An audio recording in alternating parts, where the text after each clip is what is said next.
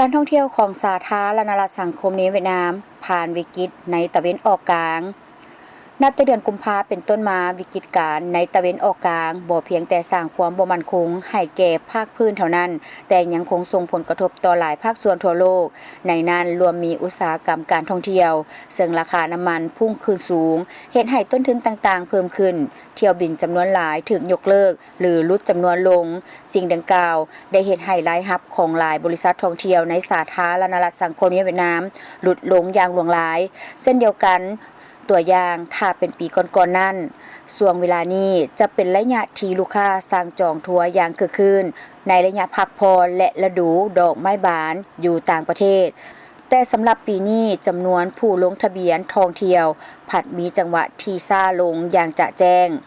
ท่านเลแมงเงียวตั้งหน้าฝ่ายสื่อสารเวียนชายทัวร์กาวาการท่องเที่ยวภายในประเทศที่ได้จองบริการไว้ล่วงหน้ายังคงดำเนินไปอย่างดี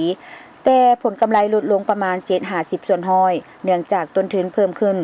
ส่วนทัวร์ต่างประเทศโดยเฉพาะเส้นทางไกลเส้นเขตตะวันออกกลางยุโรปและอเมริกา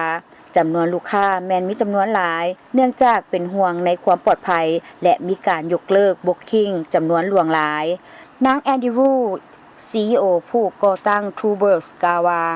ในปี 2025รายรับของพวกเขาเพิ่มขึ้น300ส่วนห้อยถ้าเทียบใส่ในปี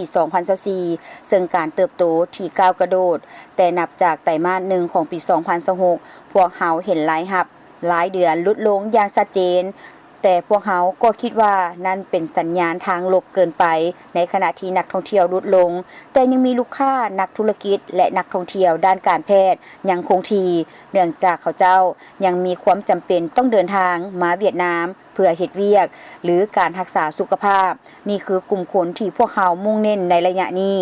อิงตามผู้เชี่ยวชาญหลายคนกล่าวว่าแต่นี้จนถึงท้ายปีอุตสาหกรรมการท่องเที่ยวในทั่วโลกยังต้องเผชิญหน้ากับความท้าทายหลายด้านเนื่องจากสภาพการในตะวันออกกลางยังบ่สิ้นสุดแต่นี่ก็เป็นโอกาสให้แก่อุตสาหกรรมการท่องเที่ยวในการปรับทิศทางการพัฒนาใหม่เพื่อเพิ่มคุณภาพและความอาจสามารถความเข้มแข็งท่านหาวันเซียวหัวหน้ากรมการท่องเที่ยวแห่งชาติเวียดนามกล่าวว่าในสภาพการคือแนวนี้โอกาสจะเป็นของบรรดาธุรกิจและจุดหมายปลายทางที่สามารถปรับตัวได้อย่างมีประสิทธิภาพบ่เพียงแต่ดึงดูดจำนวนนักท่องเที่ยวแต่ต้องพัฒนาผลิตภัณฑ์การท่องเที่ยวคุณภาพสูงเพื่อให้นักท่องเที่ยวอยู่ดนขึ้นและใช้จ่ายหลายขึ้น